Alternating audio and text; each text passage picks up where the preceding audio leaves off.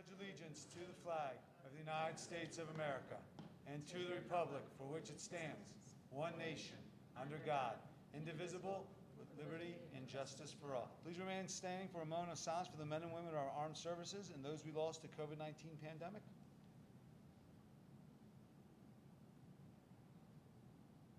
Thank you.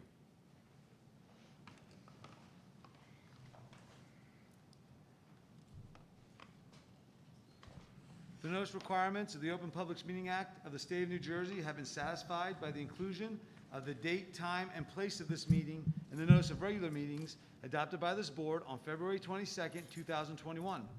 Such schedule and notice of meetings is posted at the Municipal Building, the Mount Olive Library, the Board of Education offices, and the 6 schools, was submitted to the Daily Record for publication on March 3rd, 2021, and was filed with the Clerk of Mount Olive Township on March 3rd, 2021. Roll call in. Mrs. Cohen? Here. Dr. Gales? Here. Mr. Kemna? Here. Mrs. Ouimet? Mr. Robinson? Mr. Strelacci? Here. Mr. Zire? Here. Dr. Giordano? Here. Mr. Zire, approval of the minutes? On the recommendation of the superintendent, I make a motion to move the minutes from May 10th, 2021. Second. Questions or comments from the board? Seeing none, roll call in. Mr. Zire? Yes. Mrs. Cohen? Yes. Dr. Gales? Yes. Mr. Kemna? Yes. Mr. Strelacci? Yes. Dr. Giordano? Yes. Communication petitions from the board? We do have 2. I just want to let the board aware, Lynn made me aware of it. 2 parents had asked, and I just assumed we would do this, so I'm just putting it out there for the board. The live stream, the interviews for the board members would take place. I have no issue with that. I assumed we would continue to live stream even when as we're coming out of the pandemic, if everyone is amenable to that. So yes, we will. So if everyone's watching, we will continue to live stream our meetings, and definitely, since it's interviewing the board members, and I'm looking into space like I'm staring at you watching me at home, but it will be live streamed for the interview of the candidates. From the superintendent? Nothing else other than we will have voting in the board office for primary day, which is as per the course, and I've received that communication from the township clerk. Super. Anything else from the board? Thank you. Reports and discussion. Student liaison, ladies, the floor is yours. In terms of old business, to start off, the jazz concert went great with great weather, and parents also had the chance to see their kids perform. Due to the jazz concert success, the band concert will be outside too. The military ball was last Saturday with over 95 cadets. The seniors recognized were also there since when the program was created. We're also going to be recognizing Asian American and Pacific Islander Heritage Month this Friday, and the valedictorians and salutatorians were announced, and you can find more about them on the school's website. The valedictorian is Sarah Seelman and Nicholas Tirolo, and the salutatorians are Alyssa Dowd and Vade Kutha. In terms of sports, the 2020 to 2021 Best Buddies Award was awarded to the Best Buddies chapter, the Mount Olive Best Buddies chapter, and they were awarded Best Buddies Chapter of the Year for New Jersey. Our spring season is still going on, and we're looking forward to state tournaments. And next meeting will give a better update on the final season stats and records. Okay, and then the next 2 weeks following Memorial Day weekend are very busy at our school. So starting off on Tuesday, June 1st, we will be holding the Unified Track Meet at 4:30 at our track, and we're inviting all staff and students to come and cheer on our athletes. On that same day is the Tri-M Honor Society induction. On Wednesday, June 2nd, we're holding the Renaissance Awards. So 9th grade to 11th graders, it's going to be virtually. And then for 12th graders, it's going to be an in-person ceremony at the stadium at 6:30. And Bennett Tilvis will be our keynote speaker. He was the 2020 Student of the Year. On Thursday, June 3rd, our class of 2021 will be having their prom at Skyland Stadium. And we'd like to express our thankfulness for the board and Dr. Zawicki for allowing that experience for our seniors and lifting up some of the restrictions, allowing them to bring dates outside of their class in the district. On Tuesday, June 8th is our choir concert. On June 9th is the Senior Awards Night at 7 p.m. at the stadium, and we're super thankful for all the businesses that kept their scholarships, because we all know it's been a tough year for them. On Thursday, June 10th, the National Math Honor Society will be holding a virtual ceremony, and that same day will be the orchestra concert at 7 p.m. On Friday, June 11th, is the Rock and Roll Academy, and they'll be hosting their final show in the recording studio. And then Friday, June 18th, is going to be our graduation. It's going to be a single ceremony, and that's going to be taking place at 7 p.m. in the stadium. That's everything. Thank you, ladies. Questions or comments from the board? Thank you very much. Superintendent's report. Dr. Zwicky, the floor is yours. We have 2 presentations, but there's a bunch of good news, so I'm asking if you could indulge me to rattle off a couple of things. Today marks exactly 2 months that we have been fully in person for cohort IP, with cohort V also operating for the students and families who choose to do that. I think that shows what the dedication of everyone from our custodians, our bus drivers, secretaries, teachers, the administrators, the principals definitely, but we've been fully in school for any kid who wants to come to school for over 2 months now, and I thank the board for their support in those endeavors. 400 Mount Olive students, record-breaking number. 2 years ago, the district invested in the AP incentive program. Mr. Stansberry, that was the first conversation he had with me when I walked in the door. We got to do something about that. I appreciate the board support for that, but that's 400 students, 750 exams. That's absolutely record-breaking. So, and on top of that, we have 5 of our faculty members selected as AP readers, which is a huge recognition for our curriculum, but also for them as individual instructors. And I'm going to read their names real quick to you. We have Matt Banzini for AP Music Theory, Todd Schultz for AP Environmental Science, Erin Riley-Lipo for AP Language and Composition, Dan Griswold for AP United States History, and Scott Phillips for AP Psychology. When I was selected to be an AP reader, it was the defining professional development event of my career, and I appreciate the board's support because that is something that went along with the incentive program, that we would support our faculty going to go do that in June. So that has been a shift, and I thank the board for that.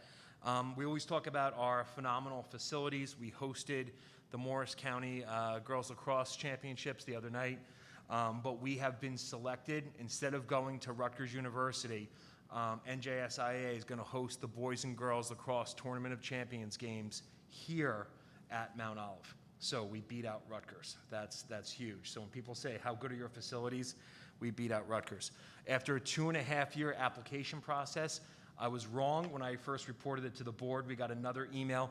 All 6 of our schools are going to be considered school-wide title program schools for the upcoming school year, which is going to mean that that's more funding to service the kids within our district, and that's a huge accomplishment that has been a multi-stage process, and I want to thank our Executive Director for Personalized Learning, Lisa Schlier, and Gail, who did a tremendous amount with that application process. It took forever, and that's a big accomplishment. And the last 2 things, middle school graduation will be out here on the field, and every graduate can bring 4 guests. Thank you, Mr. Kramer.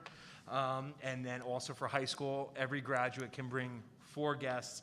And starting in next week, Mr. Kramer will be hosting the moving up ceremonies for all the 5th graders, where they're going to be bussed over here, meet their families, and he's going to welcome them to 6th grade. And with no further ado, not that it got lost in the sauce of the pandemic, but Mr. Kramer hit the ground running when he took over at the middle school, and has done a lot with his team to update a lot of things at the middle school, to increase equity and access, and to implement the strategic plan.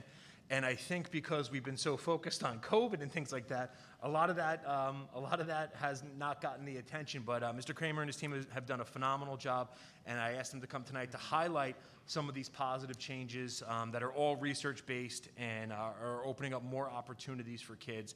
And with no further ado, Mr. Kramer.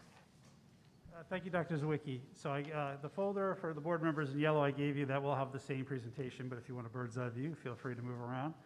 So one of the first things became the Mount Olive Middle School, I wanted to really reach out to the staff and the students and the CAF workers and the librarian, everyone, see what can we do to move the school forward, even to higher goals and gains that we've had here at Mount Olive Middle School.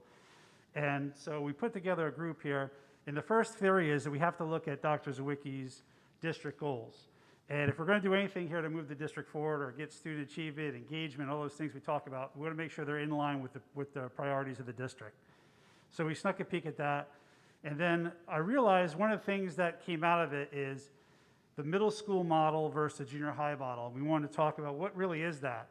And you can see there from an educational focus standpoint, the middle school model is more student-oriented, while junior high school is more focused on subject-centered, and we want to move towards the whole child. It wasn't just enough that they get an A, all right, that's super, that's tremendous, they get good grades, but are they growing as people and are they learning to take on expectations of perseverance, grow grit? And that happens in the middle school model. It focuses on combined development and educational needs of students, and it also is a collaborative environment where socially and academically challenging for the student. So it sounds great in theory, we had to figure out how we're going to do that. So what we did is we put together a team for a discovery process. And that team was made up of myself, fellow administrators, past Teacher of the Year winners, and guidance counselors. And we went through a 4-stage process. First was exploration. Right, we want to look and determine what we know about our organization, what our needs are, our resources are, what do we have and what do we want. We gathered data and did analysis.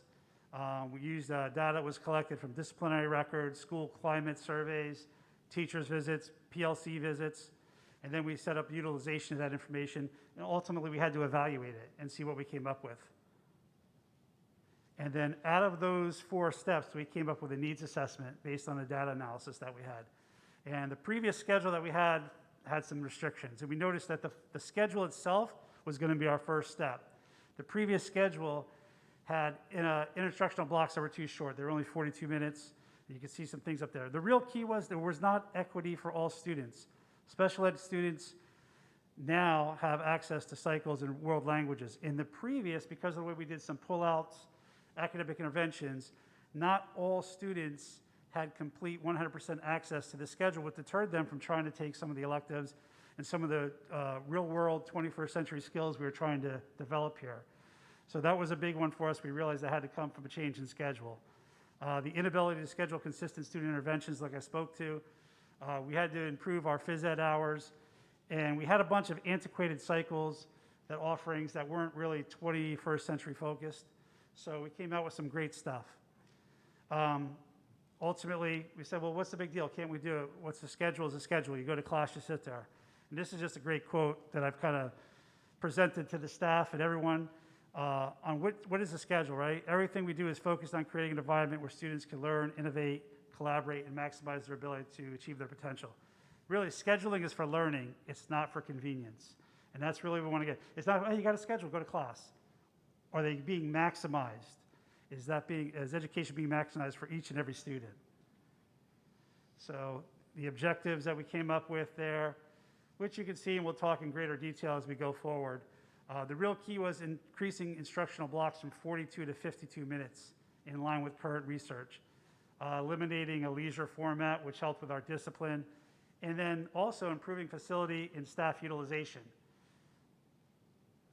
And this is the model, which you can't really see that great, but this is our new schedule we're running this year. It's had a lot of success. Students are eating for 20 minutes, 28 minutes. We're rotating through. We've eliminated leisure. Discipline is down 70%, 70 that is. All right, it's really helping us out there.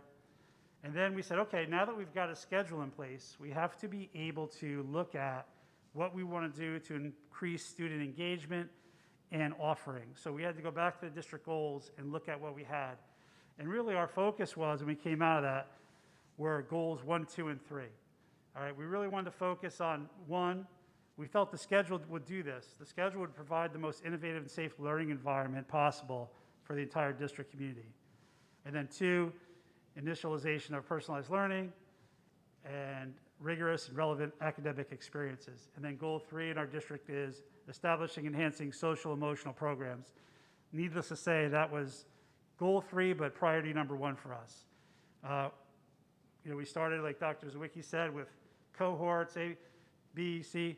I tell you, at the middle school, we had over 870 kids in school today out of a possible 1,100. So we want to make sure they're comfortable, and I think that number shows they're comfortable coming to school, and they're comfortable in the environment that we're trying to provide and their teachers are providing in the room.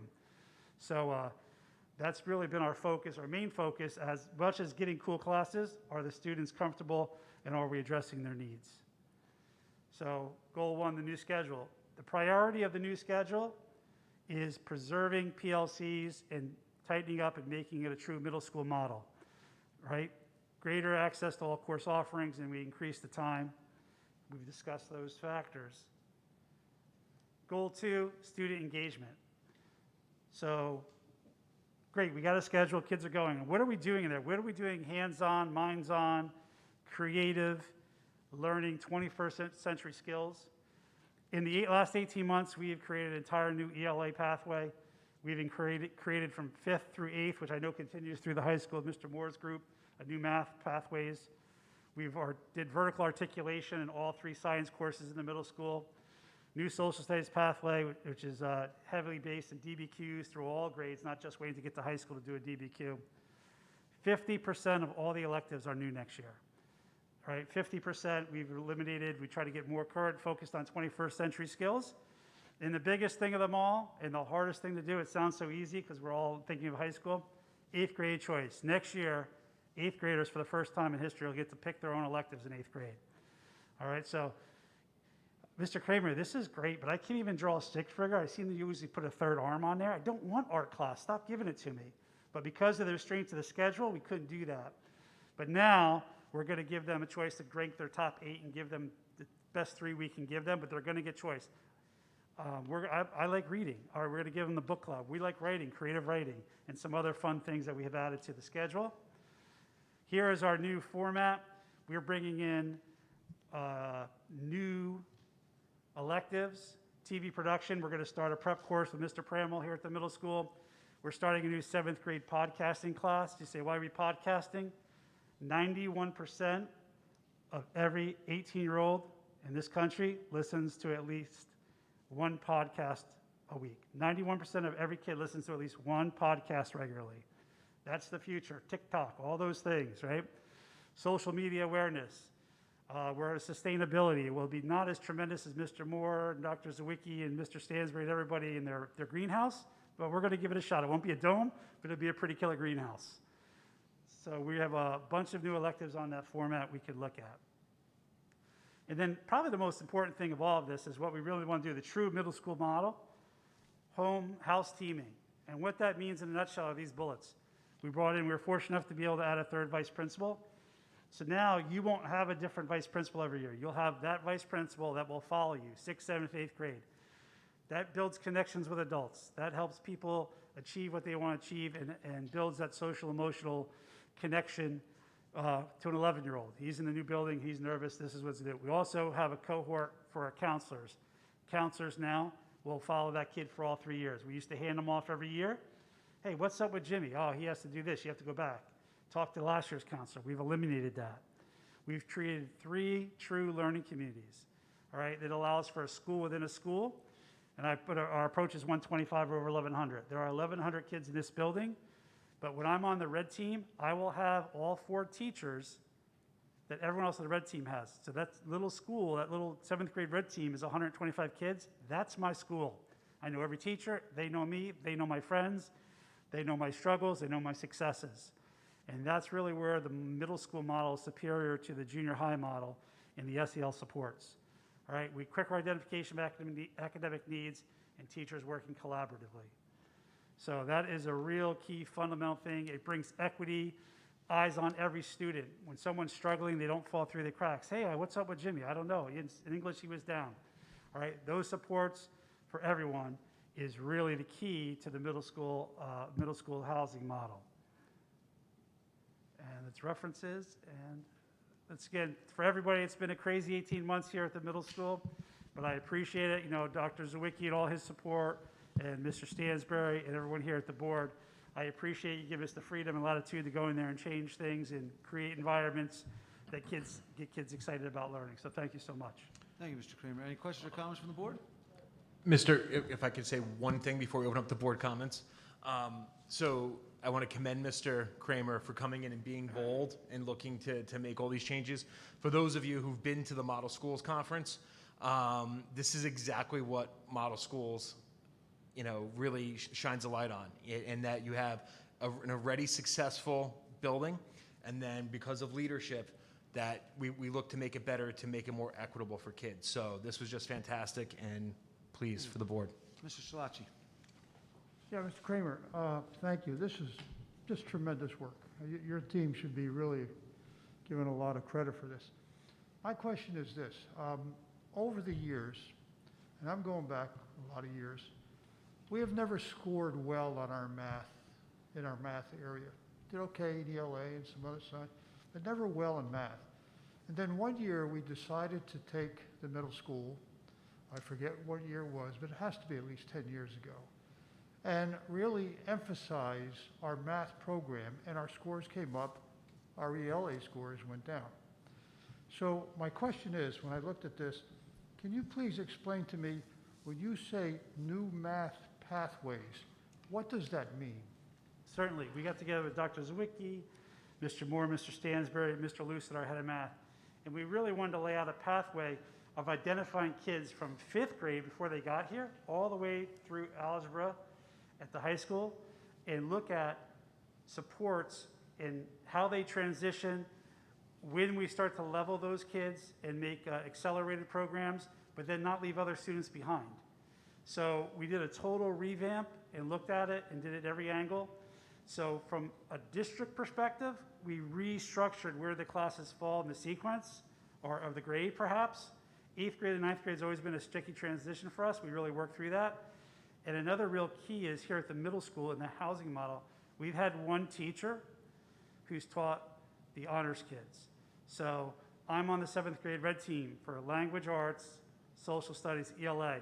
But then I go to the gold team because that teacher teaches it.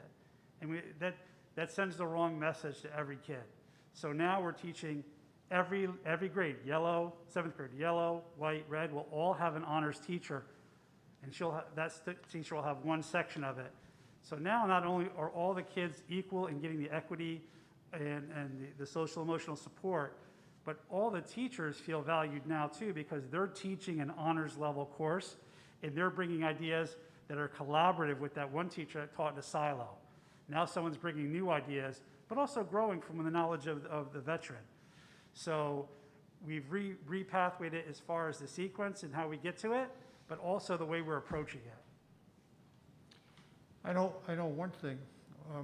When we transitioned from a K to 6 school to a 6th, 7th, and 8th middle school, that helped us a little bit because in the elementary schools, they had less years of math being taught in each school, and whether it was socioeconomic or not, I don't know. I'm not an educator, but we had different levels coming from each elementary school up to the 6th grade level. When we transitioned, we had a little less because now we're only teaching up to 5th grade, and we started getting into the more bigger parts of what, if you will, of math in the middle school for 6th grade as opposed to in the elementary schools. So that did help too. So but thank you. This is tremendous work. Thank you. I appreciate it. Thank you. Anyone else? Ms. Cohen? Yeah, I just had a quick And then question. Dr. G. The houses, I guess you call them, or whatever, do the kids change from 6, 7 to 8, or is it the same 125 all 3 years? 'Cause They could change. So 6th grade it could be on the red team, 7th grade it could be on the white team. So they'll change, and so they get a chance to interact and meet new people and be on teams. They won't be isolated for all 3 years, but once they're in a house, then they're in that house, and then that counts. So So they could be with different kids yeah, the so next year? I want to expose them to every kid and every That's good, teacher. because I have Exactly. heard, I know in Long Valley they do Yeah, alternate no, I years, and feel like the kids used to complain, and the parents complain. There's- I said, that they were yeah. like, I wish we were like you guys. you don't get to know Yeah. 60% of your Okay, peers good. doing No, that. that's good news. Absolutely. Good. Dr. G.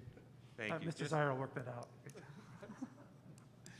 Just two quick comments, and actually one comment, that this is just phenomenal, and your team really put some foresight into this, because as you were giving the presentation, I did have two questions, but because of yours and the team's foresight, you answered them, which was regarding the physical location, because I did have the question about when kids leave for lunch, there are going to be other kids in class, but you've looked into that with the house model and reconfiguring the building so that classes that are in session won't be disturbed.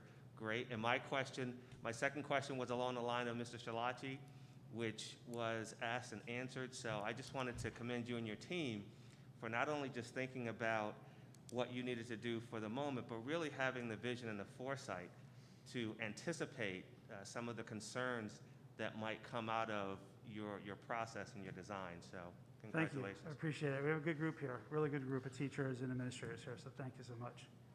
Appreciate it. Anyone else? I just have Mr. Zire? As a middle school teacher, this is absolutely phenomenal. Great model. The only thing I had a question about is you said that you were going to, for the electives, you were going to stop pulling kids out for pull-out resource during the electives?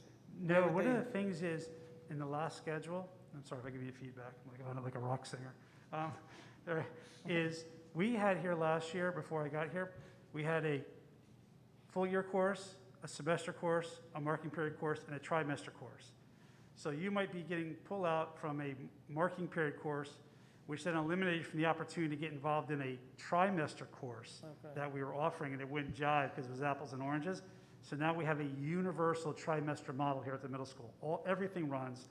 So now the opportunity of a pullout can be in a different area of your schedule, whether it be PE or something else. So we can work that, or you can take a cycle course and come out on every other day, but we can still give you a pass-fail. We can still expose you to the course itself. So Perfect, thank you very much. thank you, appreciate it. Great Thank job, you. Mr. Kramer. Happy birthday, Mr. Shalachi, belated. Thank you, sir. Great job, Mr. Kramer. Thank you very much.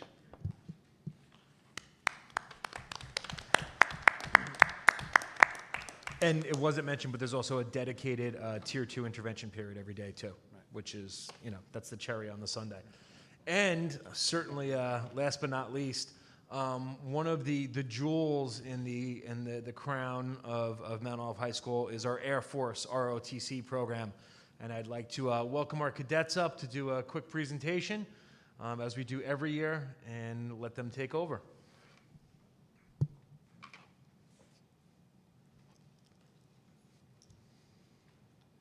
Hello, ladies and gentlemen of the board. I'm Cadet Lieutenant Colonel Emery Ramez. I'm the cadet commander. I'm the cadet commander for this school year. I'm joined today by my fellow executive leadership. I'm Cadet Major Hannah Jones, and I'm this year's Director of Operations. I'm Cadet Senior Master Sergeant Matthew Cifaretto, and I'm this year's Superintendent. So first and foremost, I'd like to say thank you for your time today. I'm incredibly happy with the year we've had in the unit, and I'm very excited to share all of our progress with you today. So without further ado, let's get started.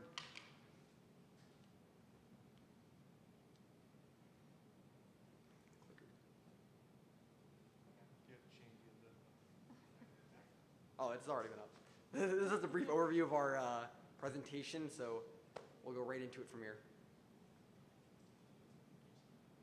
So here's our cadet impact goals for the year. So this year we had a GPA goal of a 3.1 GPA. We exceeded that goal with a 3.16 GPA. We also want to organize and host a junior ROTC competition. We organized a internal Raider team competition. Raider team is our physical fitness LDR, and we'll talk more on what that means later on.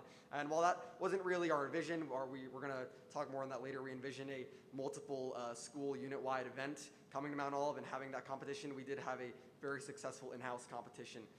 We also wanted to have a 50% participation rate in LDR activities, and right now we did not meet that goal with a 43% participation rate, but that is very well beyond what we thought was even possible given the current COVID-19 pandemic. We also wanted 3 unit-wide cadet morale events per semester, and right now we have held 6 morale events for the year, with our most recent one being our military ball just this Saturday. Our Kidiock Air Society, which is our Junior ROTC Honor Society, we wanted that to achieve 6 new members. Currently, it is at 2 new members. And while we did not reach that goal with 2 new members, we did have a very successful Adopt a Nurse drive, and that was just to give back support, recognition, and supplies to frontline healthcare workers during the pandemic. Up next is our school impact goals. We wanted to recruit a minimum of 50 cadets while maintaining an 85% retention rate. And while we do not have the recruitment numbers yet, and we'll have that coming on more towards July, we are projecting a current 84% retention rate. And these numbers are just to ensure that we have the 100 cadets necessary for our unit. We also wanted to establish 5 school-wide appreciation events, and that was through our Appreciation Committee LDR, and we did achieve this goal. So up next is our goals with our our Director of Operations, Cadet Major Hannah Jones. So we wanted to have 700 community service hours this year. Currently, we're at 575 hours, and we have 3 more community service events scheduled for the coming month. We also wanted to establish and run one of our own reoccurring community service projects, and we did that with our Adopt-A-Spot, which is on Flanders Road, where cadets will be going out and cleaning up the road for service events. For our current cadet accomplishments, this past month, we had 1 cadet selected for our AFJROTC Cyber Scholarship. He is one of 100 cadets nationwide who received this, and make sure to know that there's over 120,000 AFJROTC cadets nationwide. We also had last year Matthew Green chosen for the AFJROTC Flight Academy. Connor McLaughlin, a cadet who graduated last year, was appointed to the U.S. Military Academy at West Point and just completed his plebe year. We also had 2 cadets receive an AFROTC scholarship, one being Matthew Green, who went to Embry-Riddle, and one being our very own Lieutenant Colonel Ramos, who received an AFROTC scholarship and is attending Virginia Tech. We held a virtual Raider team national competition where you can see we placed 17th out of 22 teams in our 3rd year of existence of our Raider team. Our cyber team was able to establish our website, which had important recruiting information for incoming cadets and parents. We also designed and fabricated 2 new rockets with our 2 new rocketry teams. We've had 3 successful launches, and we have an additional launch scheduled for this Saturday, where we'll be launching between the 2 teams and having an internal competition. Our Kitty Hawk Air Society also had its inaugural induction ceremony where 2 new cadets were inducted. Cadet enrichment, so we had our cadet orientation this last August, where we had obviously 27 first-year cadets attend. The first day was cadet-led, where we taught the basics of AFJROTC, expectations of cadet, and just basic fundamentals of the program. The second day was virtual, and it was held by Chief Master Sergeant Bedell and Lieutenant Colonel Dickinson, where they went further with information about the program. Our LDRs, as Lieutenant Colonel Ramos stated before, we have 43% of cadets involved in different LDRs. On the screen, we have a bunch of different LDRs that we do offer. I want to point out our armament team, which was a newly established LDR this year, where cadets would go out to football games and man the Marauder cannon for when there was touchdowns or when the football team would enter, and it was a really great experience for a lot of the cadets. And now to our Superintendent, Senior Master Sergeant Cifaretto of Morale Events. All right, for morale events are important to our unit, not only because they boost the overall morale of the unit, but mainly because they give cadets an opportunity to get to know each other outside of the classroom. They get to interact in a way that they wouldn't get to normally interact if they were stuck in school right next to each other. So that really brings the cohesion of the unit together. For our first semester morale events, we were able to hold a total of 3 of those. Our first one being an outdoor movie night, where we watched Top Gun out on our softball field. Popcorn and hot chocolate were provided. Our second one of these was a Halloween scavenger hunt, where cadets searched for Halloween-based props using Halloween-themed clues around the school premises. And the third one being our online holiday bash, where cadets participated in online fun events such as Christmas-themed cahoots and watching Home Alone together. For our second semester morale events, our first one we held was our military ball, which we held this past Saturday, where cadets came together for a night of celebration, not only celebrating the senior cadets that are leaving the unit this year, but celebrating the future of the unit and what it means to them. For our other morale event, we held a award ceremony where cadets had worked towards earning certain ribbons and medals and awards throughout the year and came together that night to get their rewards, or receive their awards for the things that they had done. And for our third morale event this year, we are hoping to hold a bowling event, which will be June 4th at Circle Lanes. For school participation and engagement, we have a number of cadets that are involved in many other things outside of ROTC in our school. As you can see, some of those include honor societies, athletics, clubs and teams, and outside of school groups. And as you can see from the list there, we have cadets in almost every group in the school. For recruitment and retention, our goal was to recruit 50 new cadets, and even with the COVID restrictions, we were still able to get great strides with trying to recruit and retain other cadets. And it's very important this year considering we are losing 28 seniors this coming year. So some of the things we've done to try and recruit new cadets and retain new cadets were introduction letters sent to rising freshmen and parents, and even informational emails sent to rising freshmen. And this includes kids and parents in the middle school and the high school, trying to give more information on the unit and help parents more understand what the unit's about and see if their kid may be interested. We also printed and designed our own pamphlets, which we handed out around the middle school and high school to give out more information. Currently, we're on track to retain 53 out of 63 eligible cadets this year, so that's an 84% retention rate. That's just 1% shy of our 85% retention rate, but I think that's still a phenomenal number, 53 returning. And now I will turn the mic back to our Lieutenant Colonel Emery Ramos. So here's a brief look ahead into what you'll be expecting next year from our unit. We're going to be returning back to our in-curriculum physical training and drill fundamentals. And that's the teaching and learning of drill, and those activities are both cadet ran. So there is a cadet leader appointed to each of those events. And with drill, we'll be returning back to our formal unit inspection. This year, we cannot have a formal unit inspection with our regional commander. We did have a brief little tag up where we could just give him a little update on our progress.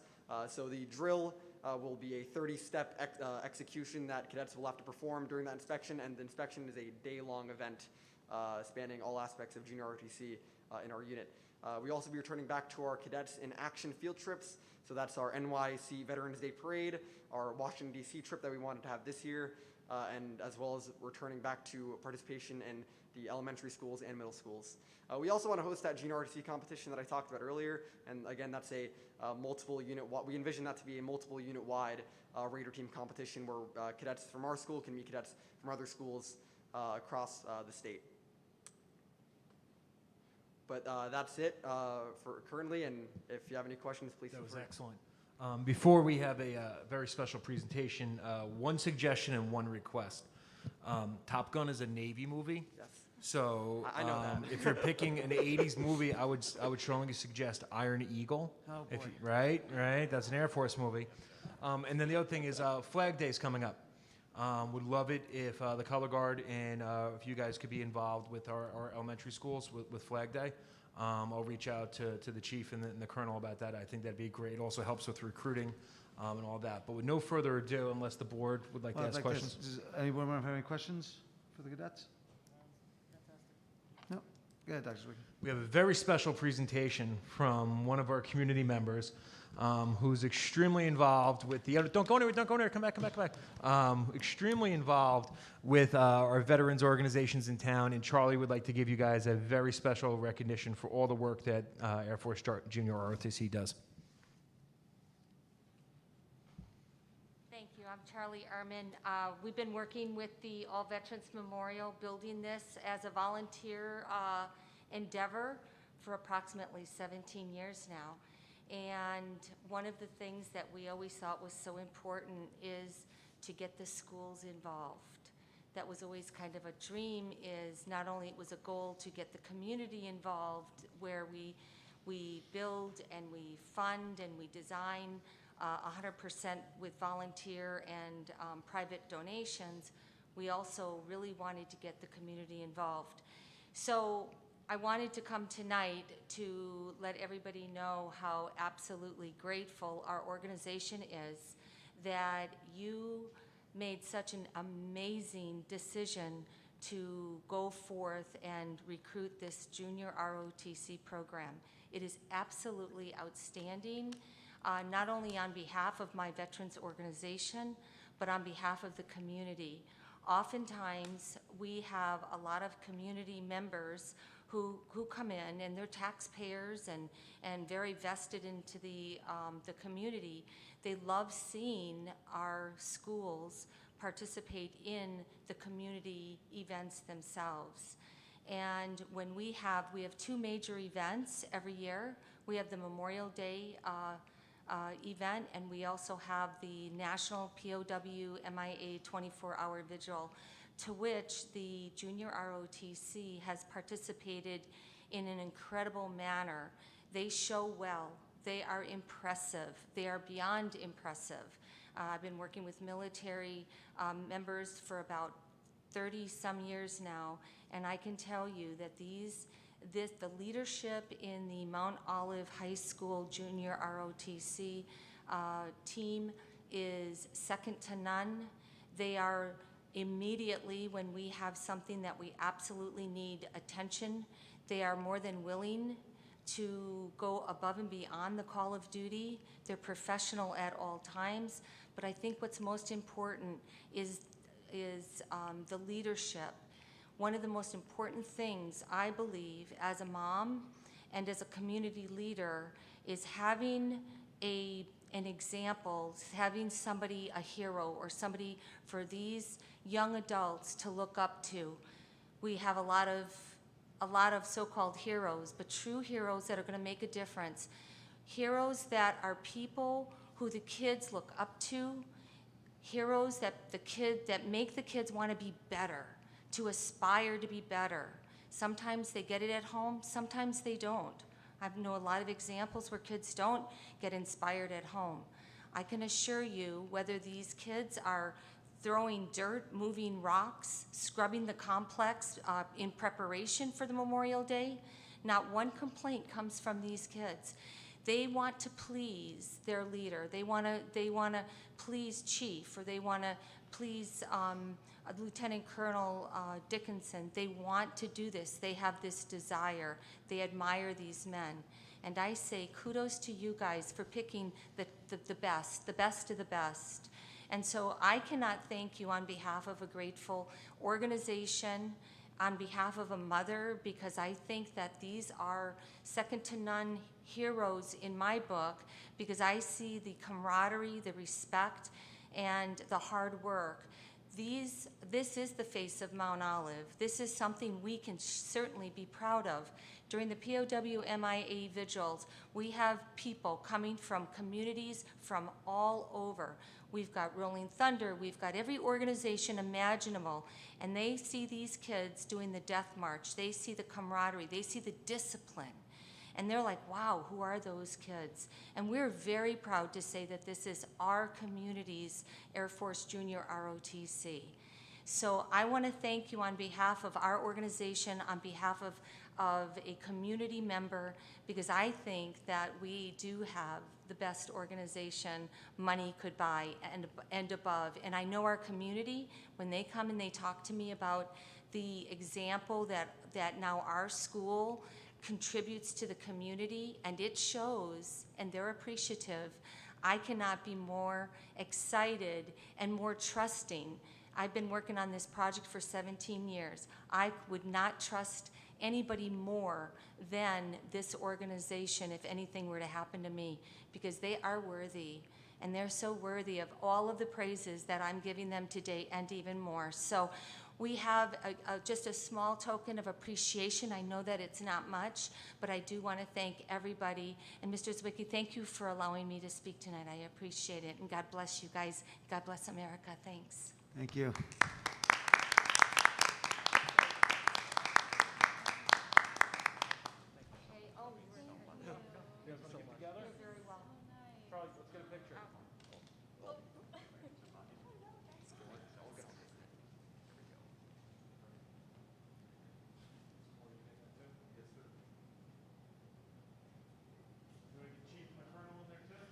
Yeah, get the Chief and Colonel in too.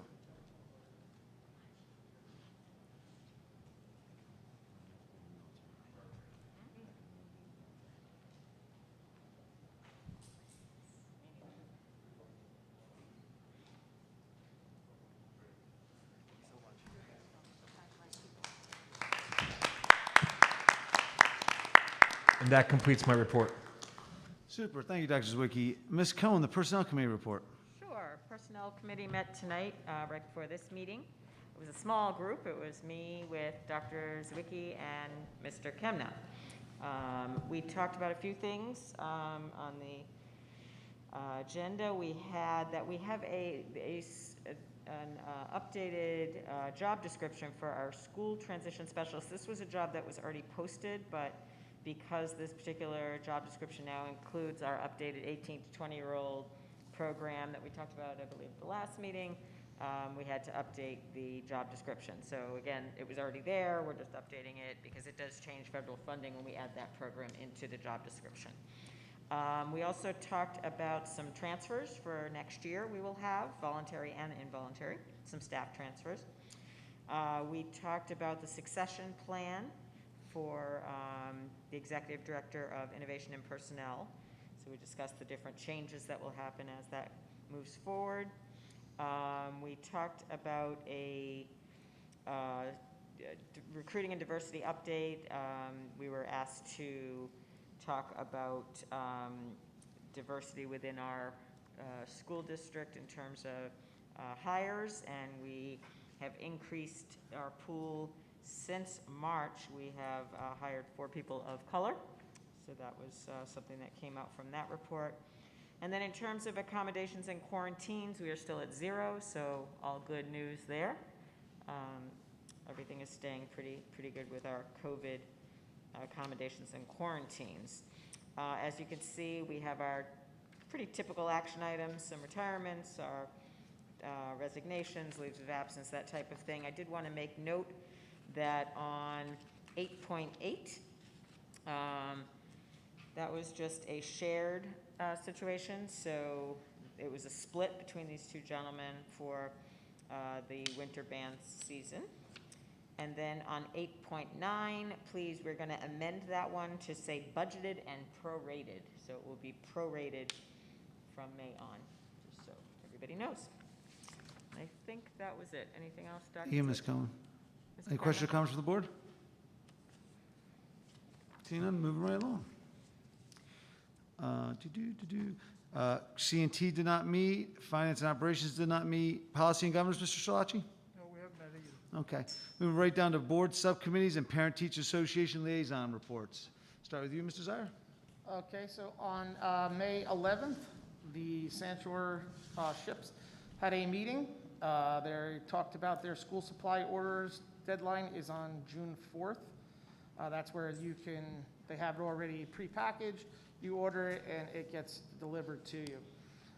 They talked about their fundraiser for the spring plant sale, which seemed to be pretty profitable. They made $780 in sales, okay, netted about a $430 profit, which was awesome. They did their Teacher Appreciation Week, which they felt was very successful with the restrictions that they had. The treasurer's report, they went over that. They talked about the 5th grade fundraising, which was the lawn signs. The yearbooks were being printed and were going to be brought to Sanshore on June 15th.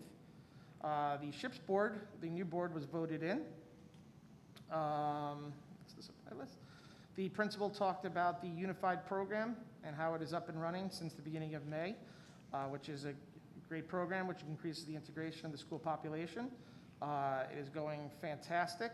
The students are all enjoying it, and they're looking to expand on that next year. Just a reminder for anybody that goes to Sanshore that 528 is an early dismissal. They will be having modified field days, okay? They have and the information for that should be coming shortly. May have actually hit them by now. June 1st is their save the date for the 5th grade completion ceremony with a rain date of 6/2. And they were just talking a little bit about their promotion dances. And they did have one question about having them at schools, if they were allowed to kind of have them off-site. So that's a question I'll bring up at a later time so I can answer and get back to them. And that's about it. Super. Question or comments from the board? Thank you. Dr. Gales? Thank you. The Mom's PTO meeting was held on May 19th, and once again, Mr. Feltman gave a very informative presentation about scheduling, answering parents' questions, and I would recommend that any middle school parent whose child is transitioning from the 8th grade to the 9th grade should join the Mom's PTO, because Mr. Feltman's information is very informative, where he talks about where we are in the scheduling process and concerns about course requests, the freshman orientation this summer, and meetings with counselors to discuss courses as well as add drops. So it's very informative and very much appreciated by the parents on the call. I congratulated the middle school for a successful Junior National Honor Society induction ceremony, and also shared with them the mom student who developed the CPAG logo and gave the presentation at the last board meeting. They also discussed the 8th grade dance, which will be June 5th from 8 to 11 p.m. Those parents whose children are attending need to complete the RSVP for the masquerade ball. They talked about some of the activities that will take place, including the cornhole competition, which the equipment was donated by the rec department. So thank you to the rec department for that donation. The Balloons in June fundraiser was very successful and it's completed. Spiritware was delivered and distributed last week. And as we've heard already, Mr. Kramer talked about working on his 4-ticket solution for the graduation ceremony. And what was interesting about that presentation is he used the opportunity to engage the dynamic math class in a real-world problem-solving activity, looking at the space that they had and the number of people that they were trying to fit into an area, and engaging those students and trying to figure out how many people can fit in that space. So congratulations to Mr. Kramer for once again really using hands-on, minds-on application to engage students. The proposed graduation date is June 16th. With a rain date of June 17th. The treasurer's report was then given in the president's report. Today, they had a fundraiser with Bubba Coos and Das Creamery. I hope that it turns out to be successful. Bubba Coos was donating 15% of all proceeds back to the middle school, and Das Creamery was donating 20%. The 8th grade t-shirts are available. It's $20 with all of the 8th grade names on the back, and the opportunity to order ends on the 26th, which will be Wednesday, and their next meeting is scheduled for June 9th. And that concludes my report. Thank you, sir. Any questions or comments from the board? I have one more. Yes, Mr. Sire. Tomorrow night, the Mount Olive High School Parent Club meeting will be meeting 7 p.m. in the common area at the high school, so it is in person. I'm not sure if there's a virtual outlet for that as well, but what I understand, it is in person, and I'm not sure that they will have it, so please attend. CPAG met on May 11th. It was 2 presentations. It was one presentation by Ms. Stazak and Ms. Huffman. I thought she was going to come. I forgot her last name. Talking about the programs we offer K-5 and 6 through 12 for our special education students. There's also discussion of a survey going out to the special ed parents. I was asked if I could have, we brainstormed how to better get that out to parents, and Dr. Zawicki is working on it. If he hasn't already done it, will be going out this week, sending the survey out via real time to all our special education parents, and we'll follow up with that for CPAG as a reminder. It's a survey basically just get input on what the organization could do to meet the needs or help parents in our school district. Also, the Google Classroom has been up on Dr. Zawicki's blog. Dr. Zawicki is going to have it posted onto the website as well with the code if parents want to go on and see what that is and information that way through CPAG. I know there was more, and I don't have my notes on me tonight, so I was just jotting down feverishly everything I could remember. The bulk of it was the presentations by Ms. Huffman and Ms. Stazak. I also like to wish our very own Mr. Stalachi a happy 80th birthday over the weekend.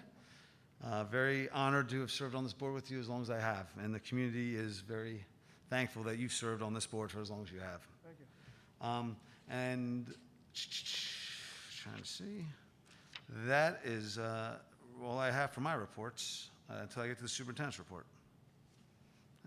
Any questions, anybody? No? All right. All right, board president's report. I was going right into it anyway, so I wish Mr. Salachi happy birthday. I sent the board dates for June with the proposal of June 7th We do the committees live in person at the board office. Have a 6:30 BOE meeting.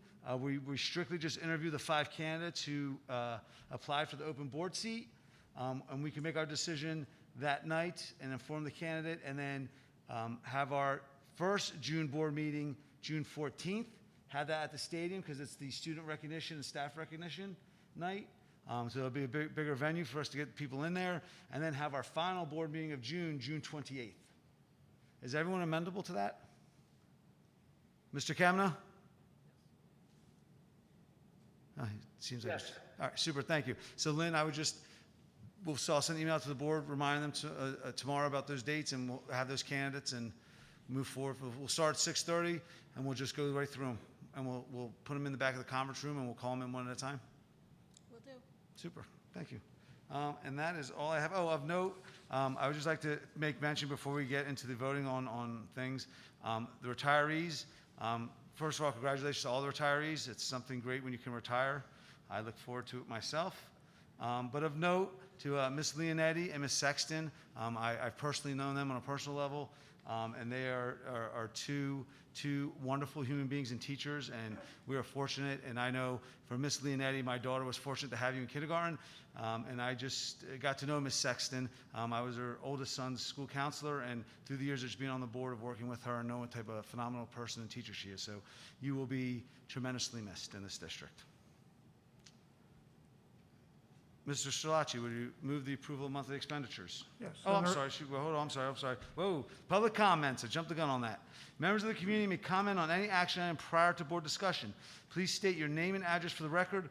All comments must be respectfully presented. Abusive or obscene comments will not be tolerated. Stand up, say your name and address for the record, and ask on action items. Action items only, 7.1 down to 10.1.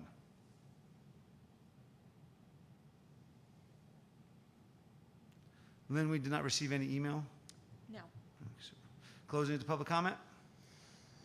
Mr. Strelacci, now would you please move monthly expenditures? I'd like to move on the recommendation of superintendent, the monthly expenditures, 7.1 through 7.8. Second. Second, John Kemna. Questions or comments from the board? Seeing none, roll call in? Mr. Strelacci? Yes. Mr. Zire? Yes. Mrs. Cohen? Yes. Dr. Gales? Yes. Mr. Kemna? Yes. Dr. Giordano? Yes. Ms. Cohen, personnel action items. Sure. Motion upon the recommendation of the superintendent, move personnel action items 8.1 down to 8.16.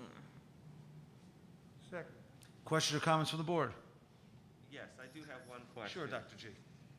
The action item 8.16, which is the professional development.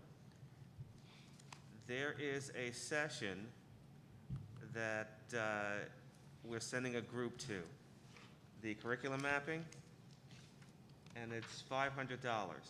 Is that $500 for the entire group or $500 per person? I believe it's $500 for the entire group. Awesome, okay. That was it. Super, thank you. Thank you. Roll call in? Mrs. Cohen? Yes. Dr. Gales? Yes. Mr. Kemna? Yes. Mr. Strelacci? Yes. Mr. Zire? Yes. And Dr. Giordano? Yes. Mr. Kemna, finance and operations. Yes, on the recommendation of the superintendent, approve finance and operation action items 9.1 through 9.3. Second. Questions or comments from the board? Seeing none, roll call in? Mr. Kemna? Yes. Mr. Strelacci? Yes. Mr. Zire? Yes. Mrs. Cohen? Yes. Dr. Gales? Yes. Dr. Giordano? Yes. Dr. Gales, would you move the administrative action items? I make a motion to move administrative action item 10.1. Second. Questions or comments from the board? Seeing none, roll call in? Dr. Gales? Yes. Mr. Kemna? Yes. Mr. Strelacci? Yes. Mr. Zire? Yes. Mrs. Cohen? Yes. Dr. Giordano? Yes. Old business from the board. Just a quick question, a follow-up. Yes, sir. On the board retreat, Ms. Jones, were we able to make any progress in terms of potential dates for the summer? I did not nail down any dates. I did speak to the representative, and she said she would make herself available. Okay, so it's up to us to come up with Right. some dates? Okay. And I was gonna present with the board, if we wanted to do do the half-day with the speakers, with the administrative staff that Dr. Zwick proposed, and then we as a board go with school boards to do that, the afternoon retreat that way. Or if we wanted to do one whole day with them. 'Cause I don't think we do a whole day with school boards. I think they're usually like 2-3 hours. I thought that'd be enough for the afternoon. But I was just for the whole board. I was gonna put that out there when we have everyone, so. I'll send an email after that, just to see who wants to do that. So. Thank you. But they were confirmed that we just had to get dates to them. Okay, thanks. Any new business? Public comments, students, parents, employees, and community members may comment on any item of interest pertaining to the Mount Olive School District. Please state your name and address for the record. All comments must be respectfully presented. Abusive or obscene comments will not be tolerated. Come up, state your name and address for the record, and ask anything that's going on in our great district.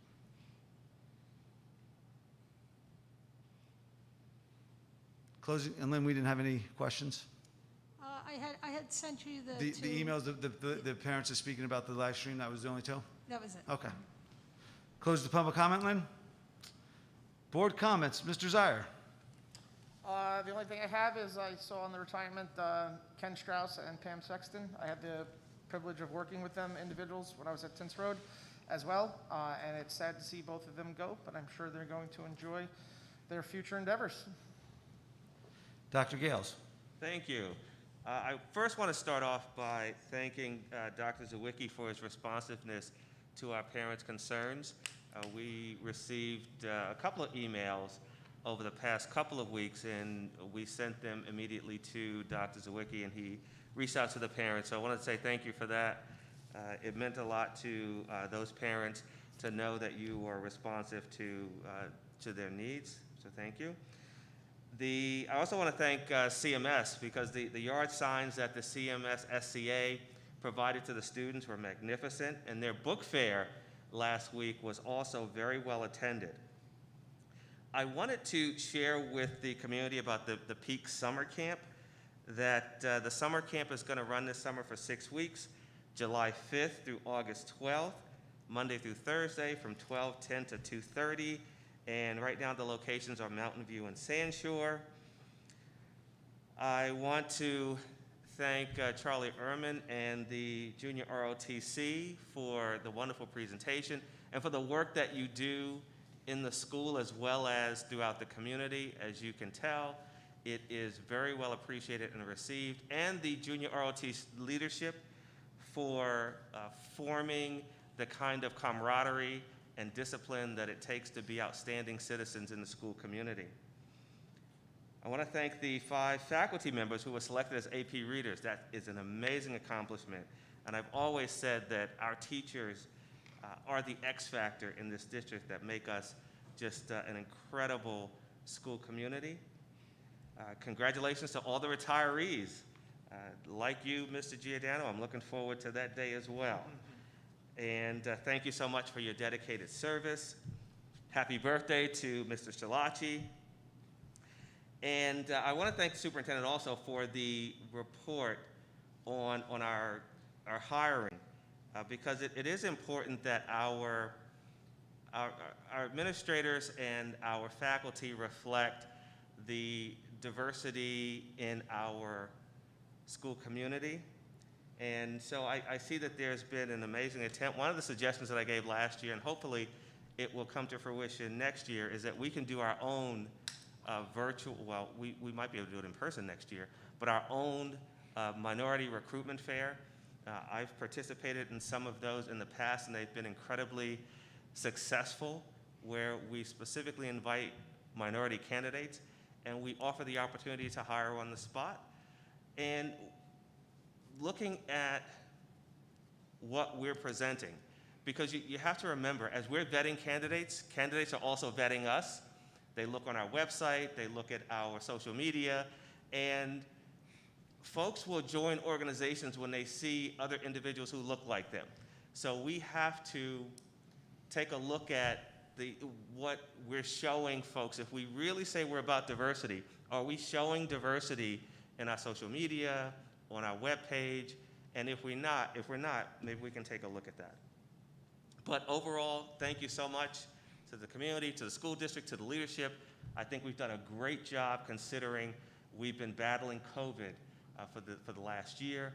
And thank goodness we are on the light end of the tunnel, and we can see that bright light coming ahead. And, you know, Dr. Zawicki, you did a great job guiding us through that process. I know it wasn't easy, and we did it, so Thank you. congratulations. Thank you, sir. I'm sorry, Mr. Kemna. Yes, good evening. First of all, a big happy birthday to Mrs. Scalacci. Congratulations and thank you for the years of services that you have provided the Mount Olive School Board. Remarkable, remarkable.